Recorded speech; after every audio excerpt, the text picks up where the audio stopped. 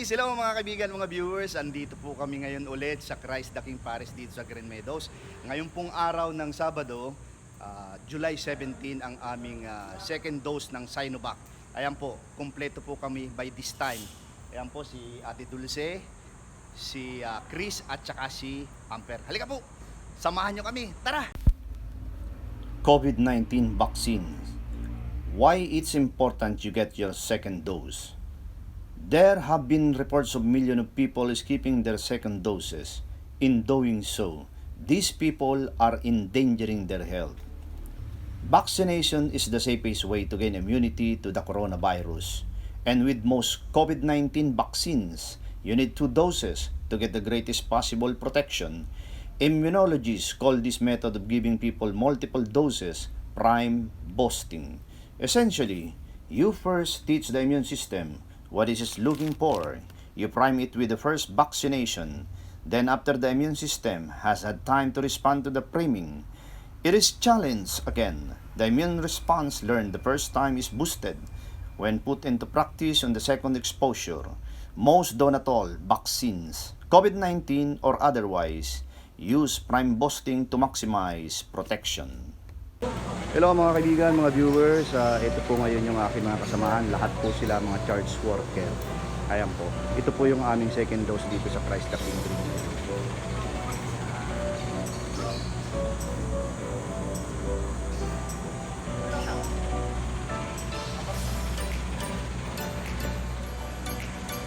Diyan po gagawin yung aming second dose.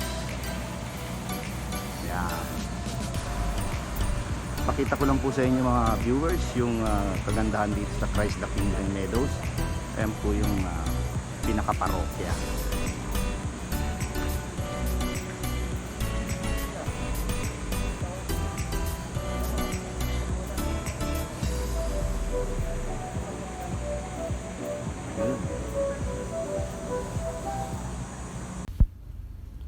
Some even require further doses.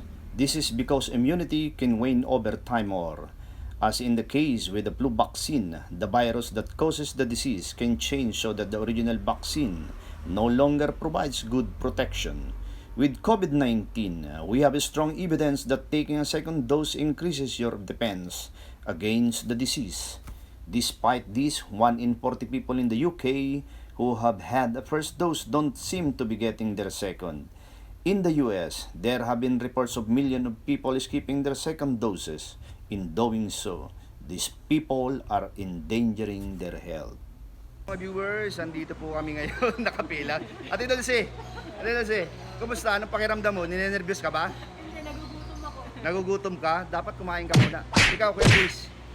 Hindi, okay lang ako. Okay ka lang. Ako kasi tumaas po yung presyon nito. Pero ngayon, kumusta pakiramdam mo ngayon? Okay naman. Okay naman? Marpe, ninenervyos ka rin? Hindi. Gutom ka? Hindi ka nag-almusal? Kape lang. Problema nyo yan. Kasi ako nag-almusal. Si Junjun. Okay. Jun, anong feelings mo, Jun? Jun, Feeling ko lumilipat ako. hindi ka man ninenervyos? Okay, yan po mga kaibigan. Kunting ano lang po yan. Kunting engineer sa akin mga kasamaan. Mga charge worker po lahat yan. Ayan po. Okay. Ito po mga kaibigan, nakapila na po kami going to vaccinated area. Ayan po, medyo mabilis po ngayon mga kaibigan. Kuya, tingin po.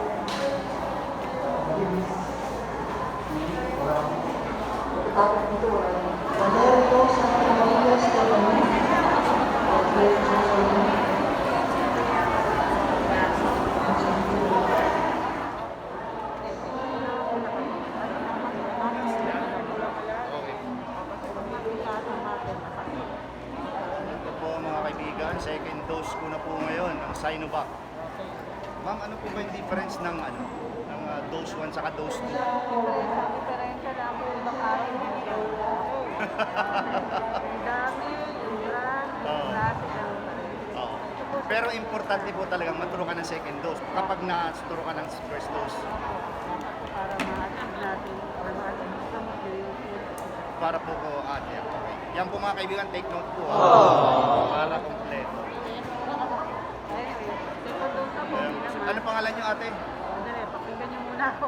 Sige. Itong black na rubber, pagkaong nalipat na sa tabi sa bilis, pasok ko ng dapat yun ha. Okay po. Ako po ay si Nurse Jolly. Okay na pa? Ready na tayo? Nurse Jolly, okay po. Ready na yung braso niyo ha? Okay po, ready na po. Okay po. Tapos na po. Ayun. Nako, ganun po kabilis mga kaibigan. Ma'am Jolly, thank you po ha. Walang anuman po. Happy to serve. Sabi sa SM. Ayan. Thank you po. Hello mga kaibigan na viewers, nandito po ako ngayon sa area kung saan tapos na po kami na bakulakan.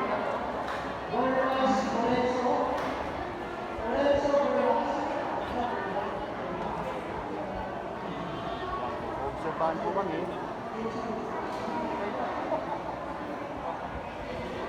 Ito po mga kaibigan, mga viewers, nandito po ako kay Dr. Ano po? Aubrey. Aubrey. Tapos kayo po ma'am? Dr. Angela. Ayan po silang dalawa. Sila po yung mag-aasisa.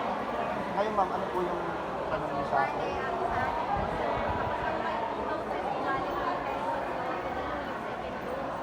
Opo. Dun sa first dose ma'am, yung naranasan ko, after siguro mga 3 minutes, biglang naging 180 ako. Yung blood pressure ko. Pero wala naman talaga akong high blood. Wala. Wala talaga.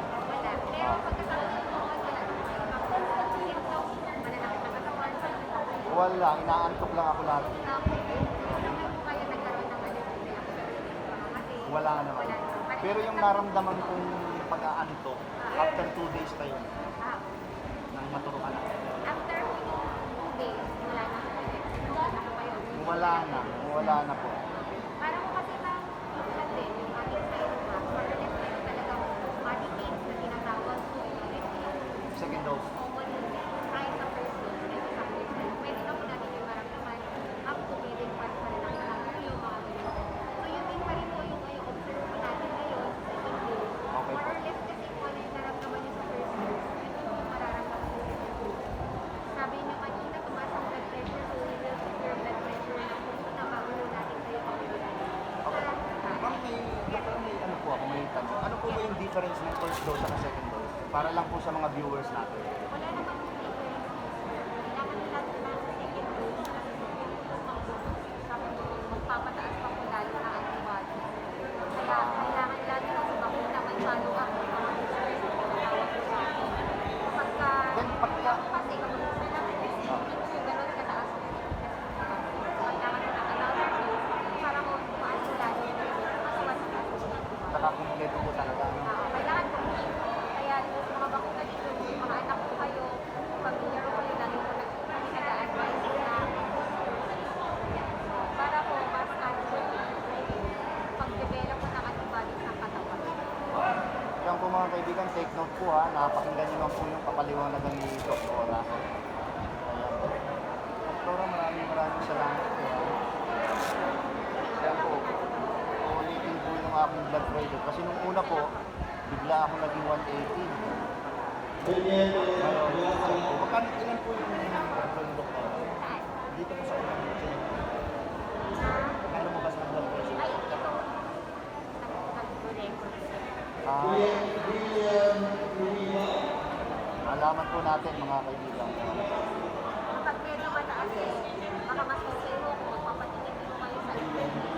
Para mo malaman kung meron pala kayo sa iyo. Baka kailangan nyo anong tawag dito, kailangan nyo kung pag-maintain na Okay po. meron po ba kayo sa lahi po na high blood? Ang tatay ko, pero nito na lang siya, nitong senior na lang siya, Ilang taon na kayo sa 51. malapit na rin. Pero nagtitingat po ako sa pagkain, kaya wala pa ako nakakalaman. Pag medyo mataas po ito sir, pagpapatingin nyo na kayo bago po natin kayo. Opo, wala pa. Meron po kasi tayong back offset po para sa Okay. medyo mataas po kasi sir, 150. Oo. Mataas po. 150 nung nakaraan, 180 ako. Mataas pa doon, mas ikay po pala ito. Pero yung nasa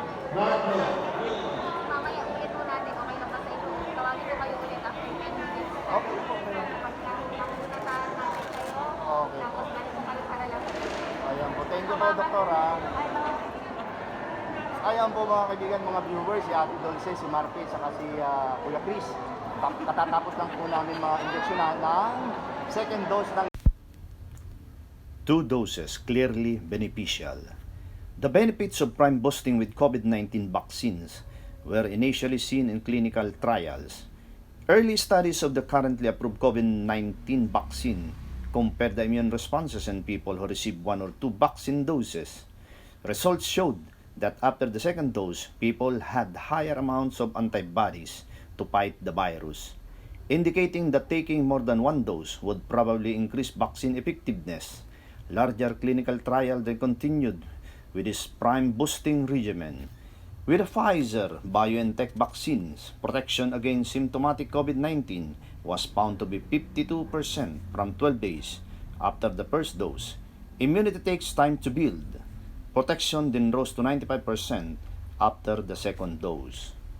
Sinovac. Ayan po, happy.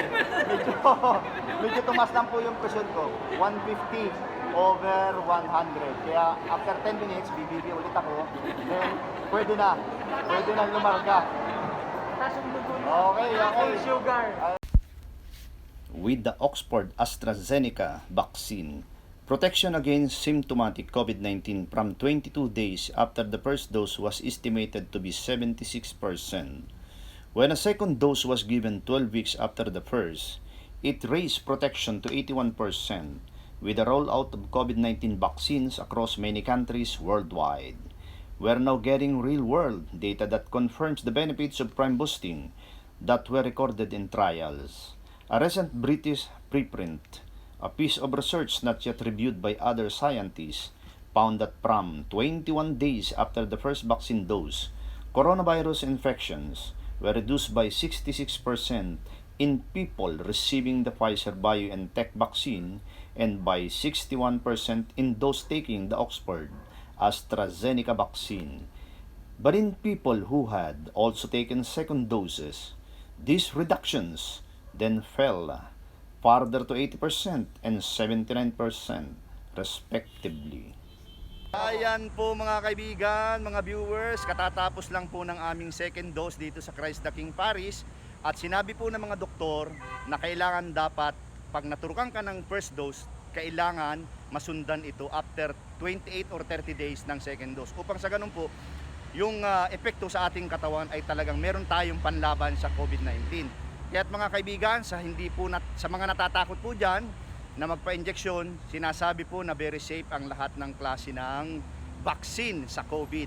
Kaya't sa mulit-muli mga kaibigan, ito po ang inyong lingkod, si Rodel kasama si Ate Dulce, ang aking katrabaho sa Holy Cross Parish na nagsasabi, huli man daw ng dating, nakikius rin. Salamat po. Salamat!